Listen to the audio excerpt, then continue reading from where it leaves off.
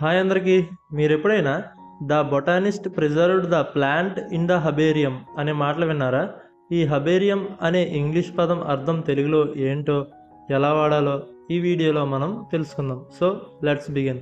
ఈ హబేరియంకి డెఫినేషన్ ఏంటంటే, place for collection of dried plant specimens అని. అంటే ఎండిన మొక్కలు, ఆకులు, పుష్పాలు, విత్తనాలను శాస్త్రీయంగా సేకరించి, గుర్తించి, లేబుల్ చేసి, పరీక్షించి ఉంచే సేకరణ లేదా సంస్థనే హబేరియం అనే వర్డ్తో మనం చెప్పొచ్చు. సో దీనికి మనం ఎగ్జాంపుల్ చూస్తే, scientists use the herbarium to study plant evolution.